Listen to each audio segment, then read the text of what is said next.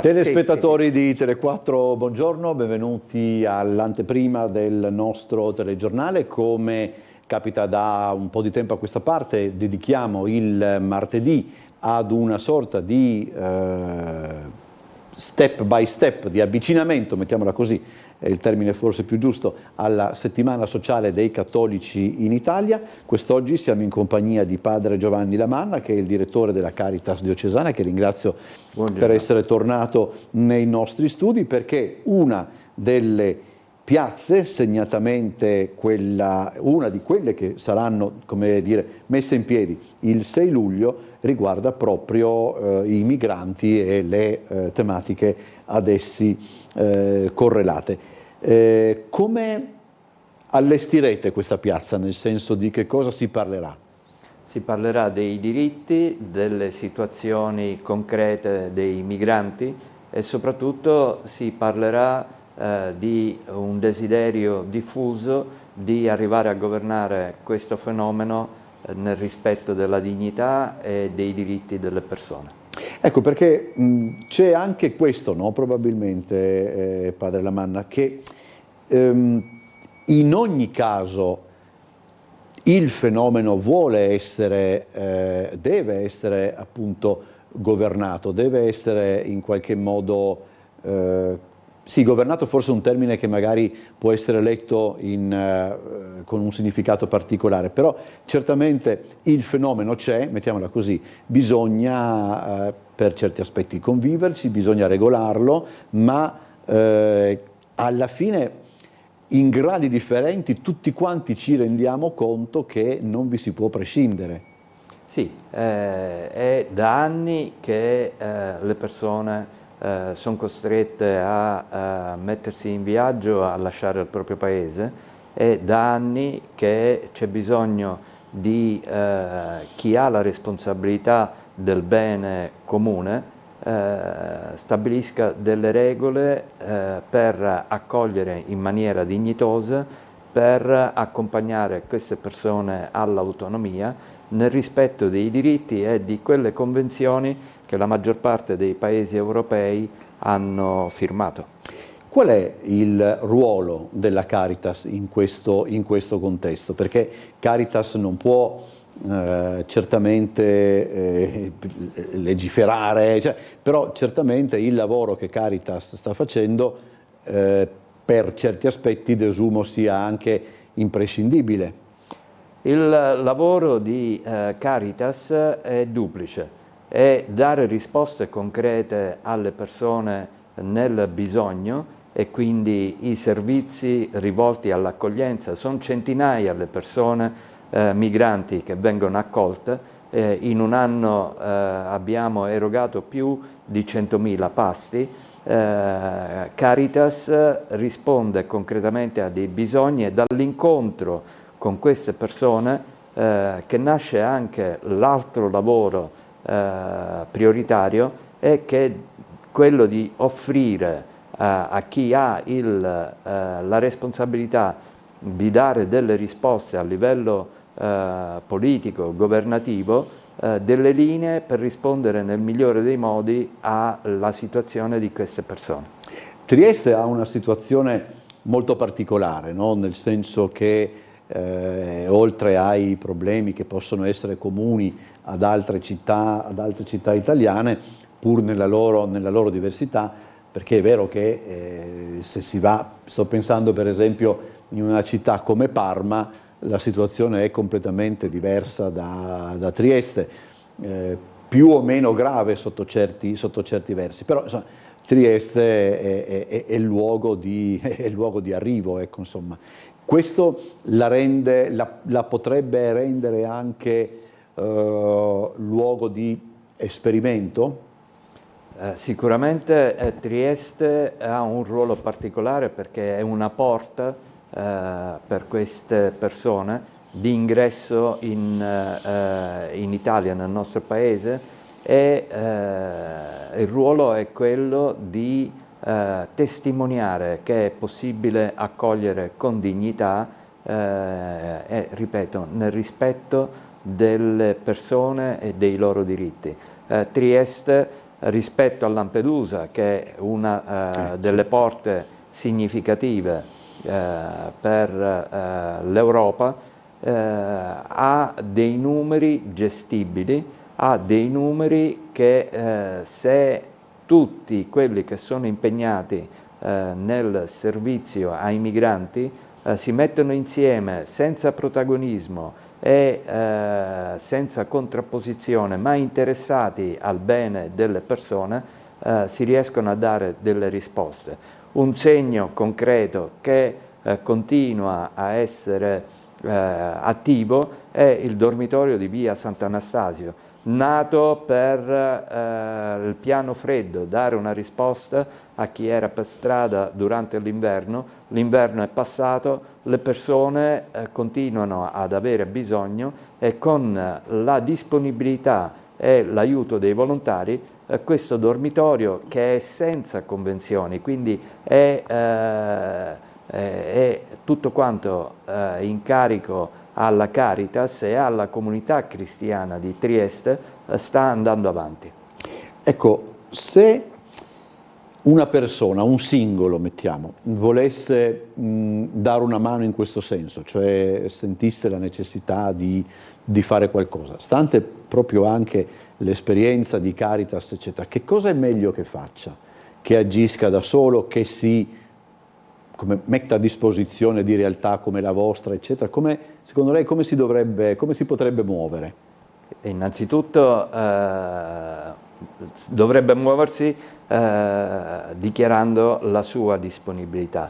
Poi se io lavoro da solo riesco per quello che posso, ma se lavoro insieme ad altri il mio aiuto si amplia, e quindi a chi manifesta o vive il desiderio di coinvolgersi nell'incontro con queste persone, direi di contattare la Caritas e offrire la sua disponibilità. Lei prima della diretta mi ha sottolineato più volte, chiacchierando, il concetto di formazione, cioè proprio per i numeri, proprio per le dimensioni del fenomeno, proprio per la complessità del fenomeno, è necessaria formare i volontari, è necessario che i volontari sappiano perfettamente quello che dovranno fare, ma anche conoscano, virgolette, strumenti, tempi e modalità. Sì, la formazione è un punto prioritario, importante, dove investiamo risorse sia in termini di personale, ma sia in termini anche economici, perché è quello che consente sia agli operatori sia ai volontari di crescere nella qualità del servizio. Le persone in difficoltà meritano il meglio che noi possiamo offrire. Non è semplice l'incontro con chi è in difficoltà, arrivano persone con storie drammatiche e accoglierle non è semplice, per cui la formazione è un punto strategico di un'organizzazione come quello della Caritas. E ripeto, abbiamo il desiderio di crescere nella qualità dei servizi per offrire il meglio a chi è in difficoltà. Qual è la percezione del problema da parte dei triestini che voi percepite? Nel senso, generalmente il triestino passa per essere una persona piuttosto chiusa, piuttosto chiusa. Poi in realtà se si indaga un pochettino meglio si scopre che questa chiusura è forse una sorta di arma di protezione, di difesa, eccetera, perché pare insomma che la nostra città sia in realtà una città molto generosa. Probabilmente lo fa perché così vanno fatte determinate cose, senza dirle in giro, eccetera. Riconoscete l'identikit del triestino in questo, o le cose stanno cambiando in bene o in peggio? In meglio o in peggio, chiedo scusa. Credo che, come tutte quante le persone, se vengono spaventate da messaggi di invasione, da messaggi negativi, sono condizionate. L'esperienza concreta è che quando abbiamo lanciato l'iniziativa del dormitorio di via Sant'Anastasio, più di 100 triestini hanno dato la loro disponibilità a fare un servizio. Credo che bisogna recuperare la possibilità di parlare in termini onesti dei migranti e offrire tutte le possibilità per incontrare queste persone. Nell'incontro con l'altro io scopro che è una persona come me, i motivi di paura possono svanire e riconoscere la stessa umanità, un'umanità sofferente, allarga il cuore, amplia la possibilità di relazione, e questo non riguarda solo i triestini, ma tutti gli italiani, tutti gli europei. Quanto ha cambiato il lavoro di Caritas, l'emergenza migranti nel nostro paese? Caritas innanzitutto non parla più di emergenza, parla di un fenomeno che da anni è presente nel nostro paese e ha come stile quello di porre dei segni concreti di carità, e questo per dimostrare che è possibile accogliere, è possibile in maniera progettuale accompagnare le persone verso l'autonomia. Le persone che arrivano da noi hanno soltanto il desiderio di mettere da parte quei contesti che le hanno costrette a lasciare il paese, e parliamo di violenze, parliamo di guerre, parliamo di catastrofi naturali, parliamo anche di povertà, per cui arrivano con un grande desiderio di rimettersi in piedi e poter riprendere a camminare. Quando questo accade, queste persone diventano una risorsa per i paesi che li accolgono. Usciamo per un momento, ci abbiamo verso la conclusione del nostro incontro, usciamo dalla questione migranti, parliamo anche delle realtà quotidiane, delle altre realtà quotidiane con le quali Caritas si confronta appunto ogni giorno. Che cosa ci dice, cosa dicono i numeri che Caritas ha sotto mano? Non mi ricordo se sono stati già pubblicati, se sono stati già resi noti quelli relativi al 2023, eccetera, ma appunto della quotidianità della città per quanto riguarda appunto chi ha bisogno. I numeri sono in crescita, registriamo anche una fatica nel dare risposte. Noi come Caritas ci mettiamo del nostro, andiamo alla ricerca di risorse che la Chiesa offre alle Caritas per rispondere a dei bisogni concreti. Le istituzioni fanno fatica e bisogna ragionare, confrontarsi con chi a livello politico ha una grande responsabilità. Possiamo tagliare su tutto, ma non sui poveri. Ci sono appunto anche nuove povertà, no? Povertà giovanili, povertà che si affacciano improvvisamente. Sappiamo benissimo, no, che in alcuni casi, che so, basta anche un problema familiare, mettiamo un divorzio, e può come dire, cambiare da così a così la situazione di una persona, la situazione di una famiglia. Questo immagino sia un'altra, come posso dire, un'altra palestra per Caritas, un altro impegno.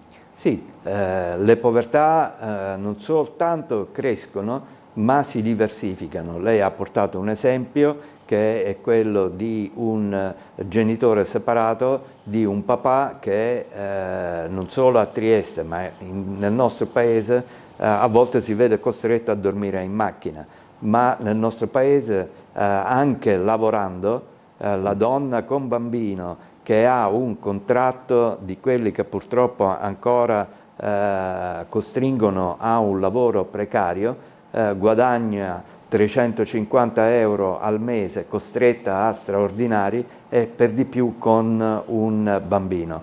Queste situazioni qui vanno subito viste, vanno comprese cose che produce questa povertà e vanno aggredite. A volte l'errore è concentrarsi solo sul dare una risposta a un bisogno concreto. Bisogna dare risposte, ma capire, conoscere quei fenomeni, quei processi che producono povertà e aggredirli, altrimenti sarà soltanto dare risposta, fare assistenza. Allora siamo in chiusura, io ringrazio Padre Giovanni Lamanna, direttore della Caritas diocesana, vi ricordo che la piazza all'interno della settimana sociale dei cattolici in Italia dedicata alle problematiche collegate alla migrazione è in programma il giorno 6 luglio. Buon lavoro Padre Lamanna, grazie per essere stato con noi. Andiamo giornata. in pubblicità, poi il TG. Scusate.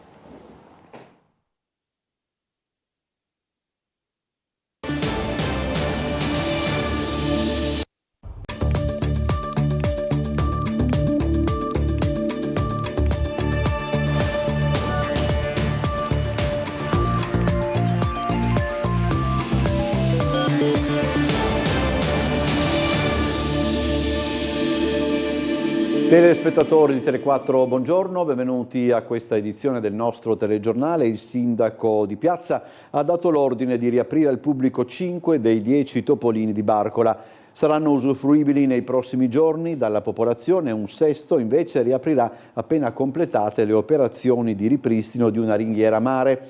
Resteranno interdetti 4 stabilimenti pubblici centrali, i più danneggiati dalle mareggiate dell'autunno scorso, per cui i lavori di ripristino andranno avanti per l'intera estate. Oh. Eccoci all'interno dei topolini che stanno per riaprire. Questi ne finiti tutti i bagni, i servizi e verremo oggi e domani. Il sindaco di Piazza ha dato l'ordine di aprire al pubblico i topolini numero 1, 2, 8, 9 e 10. 5 su 10 insomma saranno usufruibili già questa settimana dopo i lavori di ripristino della pavimentazione, le murate a mare, i servizi igienici e gli spogliatoi. 5 su 10 in questi giorni, diciamo entro venerdì. L'ultimo e mi mancano 10 metri di ringhiera che la ditta ha un po' di ritardo, consegnate la ringhiera, ne avremo 6 su 10. Poi abbiamo il CEDAS e poi abbiamo tutto il lungomare, per cui credo insomma faremo comunque una bella estate. È stata dura, però devo fare i complimenti all'assessore Lodi e a tutte le ditte che hanno lavorato, perché veramente col brutto tempo che c'è stato in maggio hanno fatto dei miracoli. Vicina anche la riapertura del terzo topolino, dislocato subito dopo la spiaggetta, dove si attende l'arrivo di una porzione di ringhiera già ordinata. Se arriva la ringhiera ne avremo 6, 1, 2, 3, 7, 8, 9, 10. La ringhiera è riferibile a quella parte, diciamo sì, così, di entrata in acqua per disabili, giusto? No, i disabili sono a posto, c'è la parte della ringhiera dalla parte sopra, i disabili sono a posto, possono già usufruire. Come vedete le zone ammalorate dalla mareggiata, il cosiddetto sedime, il pavimento dei topolini, in questa porzione è a posto, così come gli spogliatoi. Discorso diverso invece per i topolini centrali, numero 4, 5, 6 e 7, che sono stati letteralmente distrutti dalle mareggiate dell'autunno scorso. Per questi è necessario un intervento da circa 2 milioni di euro che durerà presumibilmente l'intera estate. Intanto però 6 topolini su 10 e il lungomare Benedetto Croce garantiranno la tintarella estiva ai triestini.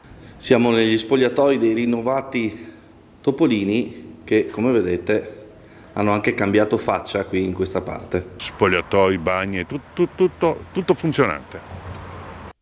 Sono favorevole al nucleare del futuro, quello che utilizza la fissione ed è totalmente sicuro, spero lo si possa sperimentare in Friuli Venezia Giulia come ho già richiesto, lo ha detto ai nostri microfoni il presidente della regione Massimiliano Fedriga.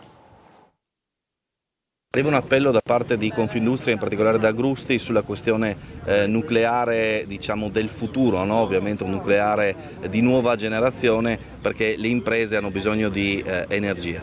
Io sono favorevole al nucleare d'ultima generazione e addirittura al nucleare del futuro. Io sono stato personalmente a Boston a vedere lo spin-off dell'MIT, dove oltretutto una delle protagoniste è Eni, che è azionista di maggioranza relativa, dove stanno già costruendo la prima centrale a fusione, che è qualcosa di totalmente diverso rispetto alla fissione, quello che conosciamo oggi. C'è una centrale che produce energia nucleare ma senza rischi, perché non ha le reazioni a catena, senza la produzione di fatto di scorie, produce scorie come un centro diagnostico, quindi di fatto nulle, e soprattutto riuscirebbe a rivoluzionare l'approvvigionamento energetico globale. Serviranno ancora diversi anni, non c'è dubbio, però dobbiamo essere al passo coi tempi. Non a caso io già lo scorso anno ho mandato al governo la disponibilità di far sì che il Friuli Venezia Giulia possa diventare area di sperimentazione di queste nuove centrali sicurissime, perché dobbiamo essere a passo coi tempi. Qui abbiamo il sincrotrone che utilizza tecnologie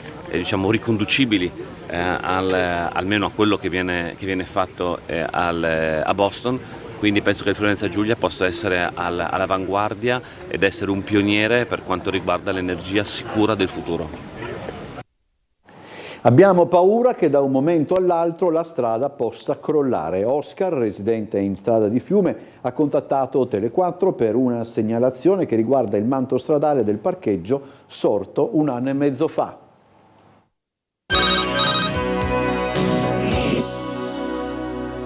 E vi ho chiamati perché qui c'è, penso, non sono un tecnico, ma un problema di ammaloramento per quel che riguarda il fondo di calpestio dove queste macchine passano e sostano. E voglio dire che il pavimento vibra. Ricordiamo che siamo in strada di Fiume, un luogo già visitato per altri motivi, una strada molto percorsa, e questo parcheggio di recente fattura, 1 anno e mezzo fa erano partiti i lavori, però c'è davvero una sorta di cedimento quando si passa con la macchina che si avverte proprio.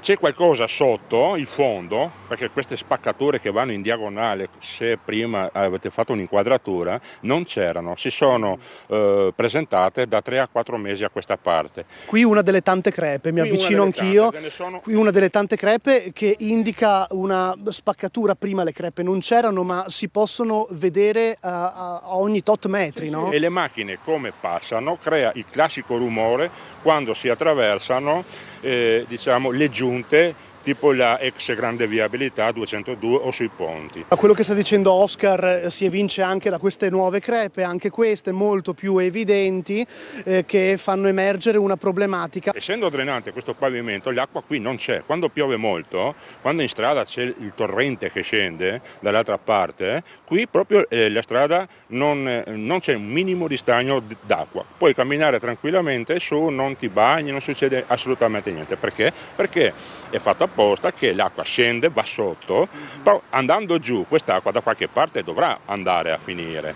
Ed ecco che il peso delle autovetture o dei furgoni e dei camioncini che passano da questa parte molto probabilmente stanno smuovendo il fondo, che è creato da un terriccio pressato con il rullo, poi del materiale speciale che è un tessuto non tessuto per tenere tutto quanto compattato, si starà ammalorando. E la paura vostra è che improvvisamente si spacchi la strada? Esatto, la paura nostra è che innanzitutto non succeda da un momento all'altro che qualcuno possa subire delle conseguenze fisiche e naturalmente anche per il mezzo, e che poi insomma per tutta sicurezza venga verificato perché sta succedendo questo e cos'è che lo causa questo cedimento. Ora il collegamento con la sala operativa della polizia locale, dove siamo in compagnia dell'ispettore Lionello Schillani. Buongiorno. Sì, buongiorno a lei, dottor Bosazzi e tutti gli spettatori. Le cedo la linea per i consueti, per le consuete novità per quanto riguarda viabilità e traffico. Sì, allora innanzitutto diciamo che la mattinata è trascorsa con incidenti di routine, 2 incidenti con di lieve entità con solo danni che non hanno creato particolari disagi. Per il pomeriggio manifestazioni non sono previste che vogliono interessare la viabilità ordinaria, che adesso da quello che vedo dei monitor è abbastanza scorrevole e quindi non abbiamo zone particolari di interesse. Questa mattina abbiamo avuto un po' di rallentamento nella zona di via Cabotto, in quanto la via Cabotto dalla via Malespina in direzione Trieste è chiusa, rimarrà chiusa fino a domani per dei lavori a Cegas, quindi nella rotatoria di via Flavia si è creato qualche piccolo intasamento questa mattina, ma nulla di tale, eravamo sul posto per la viabilità. Per quanto riguarda la commerciale Coldaroli, sono in atto i lavori, sempre chiusa la Coldaroli a scendere, le ditte stanno operando. Da quello che vedo dall'ordinanza credono in 48 ore, 72 di risolvere il fatto di riaprire tutta la carreggiata. Ricordo ancora che ci sono lavori in via Basovizza, in località Basovizza, civico 56-58, restringimento di carreggiata, lavori anche in via Virgilio, ci sono anche le chiusure di via Moncolano da Miramare a Cerreto durante l'orario dei lavori con i divieti già in atto. Altre cose particolari non ci sono, ricordo solo che sono ancora presenti cantieri sia in raccordo autostradale 13 sull'altipiano che sulla grande viabilità triestina. Inoltre anticipo che il giorno 30 ci sarà anche la chiusura delle gallerie di Servola in ambo i sensi di marcia, però questo in orario notturno. Altre cose particolari non ci sono, restituire la linea. Grazie ispettore, buona giornata e buon lavoro. Verso il voto europeo l'adeguamento energetico delle case è positivo, ma non può essere imposto dall'alto e le spese vanno compensate dall'Europa. Così Lucrezia Kermaz, candidata di Alternativa Popolare. Alternativa Popolare, il partito che oggi rappresento, è uno dei pochi, assieme a Forza Italia Noi Moderati, che appartiene alla famiglia europea del Partito Popolare Europeo. E nonostante questo siamo un po' critici su alcune delle ultime politiche, alcune delle ultime normative che sono state adottate in seno all'Unione Europea. Mi stupisco che 76 europarlamentari abbiano votato, approvato, non abbiano eccepito nulla sull'approvazione della recente normativa per l'efficientamento energetico delle case e del patrimonio immobiliare italiano. Questa normativa, seppur ha delle finalità del tutto condivisibili, per cui finalità senz'altro degna di tutela, però è stata calata dall'alto senza tener conto delle peculiarità del nostro patrimonio immobiliare, che è ben diverso dal patrimonio di altri stati, di altri paesi membri. E anche perché chiedere alla Germania di addivenire ad un efficientamento energetico col patrimonio immobiliare piuttosto recente, anche perché tendenzialmente la Germania è stata costruita nel secondo dopoguerra, è ben diverso da imporre quest'obbligo ai proprietari delle case di appartamenti in Italia. Italia che è contraddistinta fortunatamente da tantissime bellezze storiche, da borghi medievali, quindi è un patrimonio molto più antico, molto più storico e che quindi per portarlo ad un efficientamento energetico così come richiesto dalla normativa vigente ovviamente devono sopportare dei costi notevoli. Quindi noi siamo d'accordo per l'efficientamento energetico, ma questi costi, siccome vengono sopportati per un interesse comune che è quello dell'ambiente, devono essere assolutamente sopportati, incentivati o agevolati quantomeno dalle istituzioni europee. Ci fermiamo adesso per un po' di pubblicità, poi torniamo ancora con parecchi servizi da farvi vedere, per cui rimanete con noi. Rientriamo in studio ancora sul caso Resinovic, indagini sul cellulare con cui Liliana chiamava l'amante Sterpin, ha affidato l'incarico all'ingegner Nicola Chemello per recuperare dati su conversazioni e spostamenti. Rivediamo quel servizio. Nuove indagini sul traffico telefonico di uno dei due cellulari di Liliana Resinovic. Oggi la Procura di Trieste ha confermato l'incarico all'ingegner Nicola Chemello, che già aveva analizzato il materiale della prima fase delle investigazioni antecedente alla richiesta di archiviazione da parte del pubblico ministero Maddalena Kergia. Per gli avvocati della famiglia della 63enne, il consulente è l'informatico Francesco Zorzi. Questa volta nel mirino del perito della Procura un telefono in particolare, forse proprio quello con cui Liliana contattava Claudio Sterpin. La richiesta di un approfondimento su ciò che è successo a livello telefonico il 14 dicembre 2021, giorno della scomparsa della 63enne di via Verrocchio, era stata fatta dalla famiglia Resinovic e oggi formalmente la Procura ha deciso di proseguire con le investigazioni sul telefono di Liliana. La chiave del giallo, più chiacchierato d'Italia, è tutta lì. Quando la 63enne uscì di casa quel giorno, cosa successe? Perché tornare a far luce sul traffico telefonico del 14 dicembre? Secondo quello che filtra, sarebbero emersi elementi nuovi nuovi meritevoli di specifico approfondimento, un supplemento di indagine che di fatto non rientra nei famosi 25 punti enunciati dal GIP Luigi Dainotti.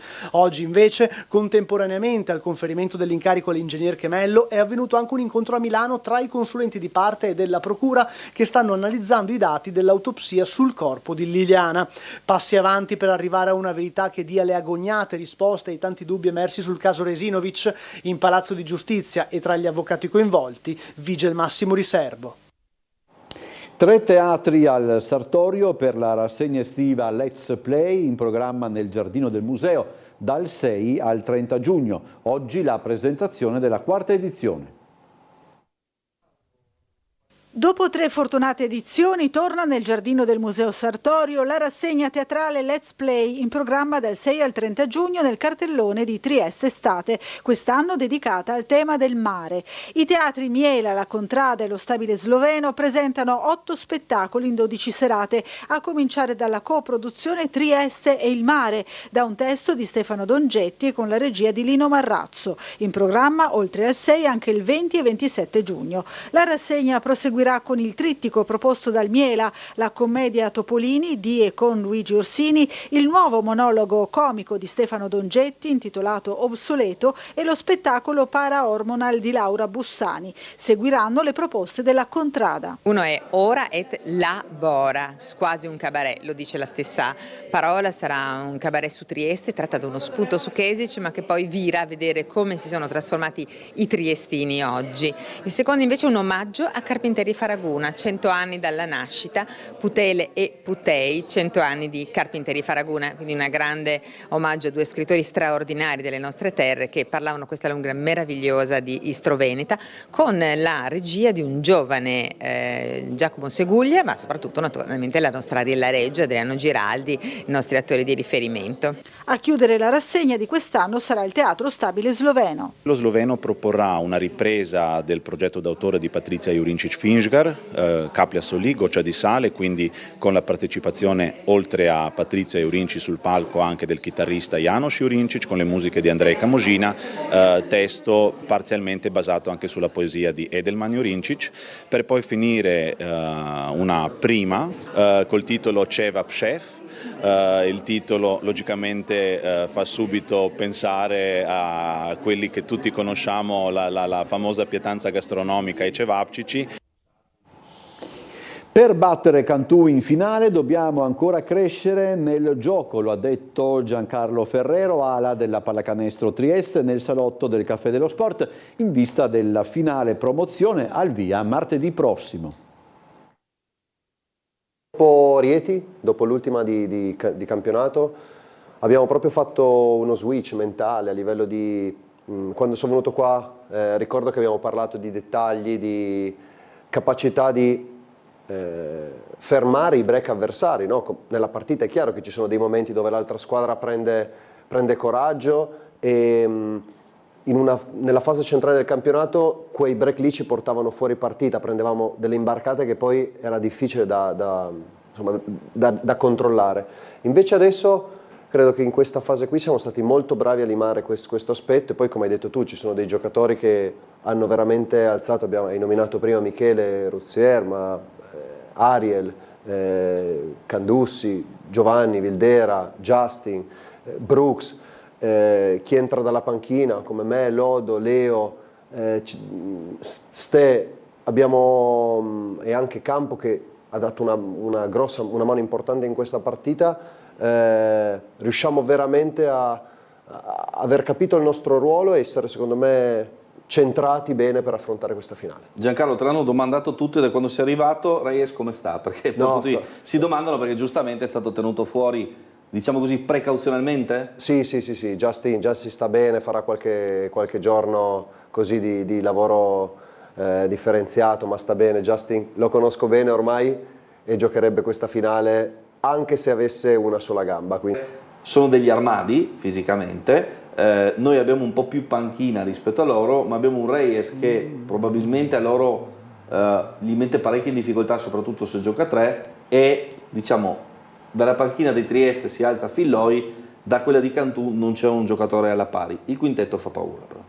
No, sono una grande squadra, l'hanno dimostrato, sono riusciti a vincere in campionato, mi sembra l'unica squadra che è riuscita a vincere a Trapani. A Trapani, sì, sì. Quindi sono una squadra di giocatori forti che ha avuto con grande esperienza, visto la partita ieri sera contro Udine, nei momenti chiave si sono visti, si è visto Baldirossi che ha messo 2 bombe importantissime una dietro l'altra, quindi per riuscire a vincere dobbiamo ancora crescere, cioè quello che siamo adesso potrebbe non essere sufficiente, quindi dobbiamo ancora fare un gradino in più.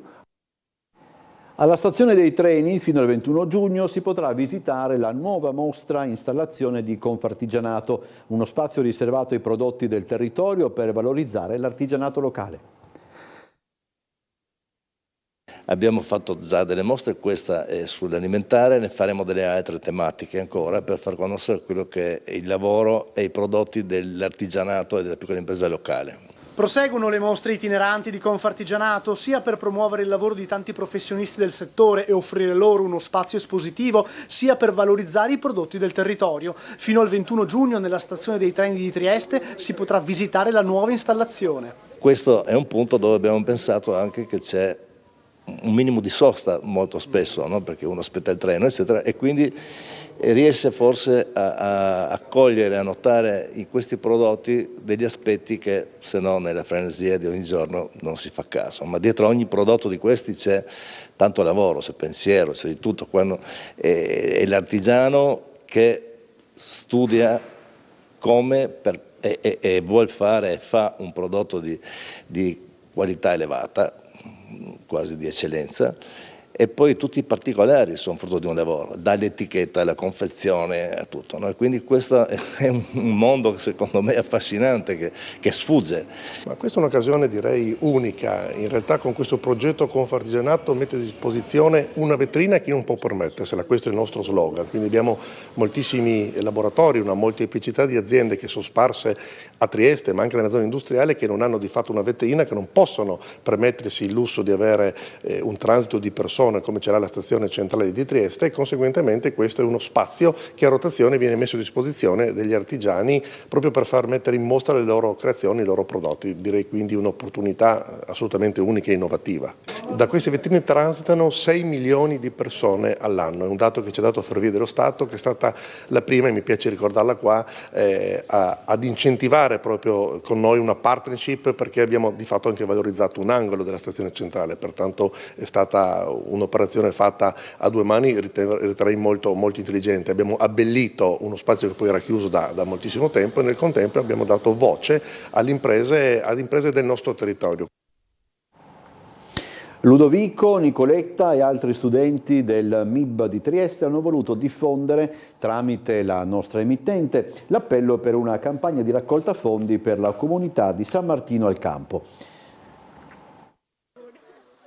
Siamo al MIB di Trieste, il School of Management. Guardate quanta bella gioventù, studenti del MIB che presenteranno questa importante e bella iniziativa. Un'iniziativa, una campagna raccolta fondi per San Martino al Campo, ma adesso ci spiegheranno molto meglio loro. Grazie Gianluca e buongiorno a tutti. Sono qui a nome degli studenti del MIB School of Management e come puoi vedere questo gruppo è molto eterogeneo, è formato da studenti e studentesse provenienti da tutto quanto il mondo. Durante questa nostra permanenza nel nostro ultimo anno di studio abbiamo ricevuto dalla città veramente tanto amore e supporto e adesso abbiamo deciso di restituire un poco di quel supporto e di quel sostegno che la comunità ci ha dato e abbiamo deciso di organizzare una raccolta fondi online a favore della comunità di San Martino al Campo. Abbiamo aperto questa raccolta fondi sulla piattaforma GoFundMe, dove è possibile collegarsi, effettuare una libera donazione in tutta quanta sicurezza, essendo sicuri che i fondi raccolti arriveranno direttamente sul conto corrente della comunità. Ci tengo a precisare, per chi non potesse collegarsi online e fare una donazione, è possibile anche andare direttamente in piazza Oberdan presso il Bar Tivoli ed effettuare la propria preziosa donazione anche in loco. E parallelamente a questa nostra iniziativa abbiamo anche organizzato una raccolta di vestiti e di generi di prima necessità, ma di questa interessante iniziativa te ne parlerà adesso la mia compagna di corso Nicoletta. Domani, dopodomani e giovedì presso l'Università di Trieste in sede centrale ci troverete per raccogliere appunto vestiti, principalmente vestiti da uomo di taglia media, L, cibo, possibilmente cibo non fatto in casa, cibo che non richieda refrigerazione, quindi cibo che possa essere conservato facilmente, e beni di prima necessità che possono andare dai rasoi alla schiuma da barba, ai deodoranti. Quindi vi invitiamo a venire nei prossimi 3 giorni dalle 9 alle 12 nel porticato tra gli edifici C4 e C6 della sede centrale dell'università. Vi ricordiamo anche il link per accedere alla campagna di solidarietà, che è gofound.me/EB99E6A9. Questo è il link per appunto vedere anche di che cosa si tratta, per capire anche come la campagna è strutturata. Vi ricordo gli appuntamenti delle 18 con Trieste in diretta, saranno con noi esponenti dell'associazione De Banfield e poi parleremo anche di un'iniziativa che ha a che fare con l'università. Ci vediamo alle 19:30 per il telegiornale. Durante il telegiornale ci occuperemo anche del caso di dengue che è stato localizzato a Trieste, quindi insomma abbiamo parecchio da mostrarvi quando ci rivedremo fra un po' di tempo, cioè con il telegiornale delle 19:30. Grazie a tutti, buon pomeriggio e a più tardi.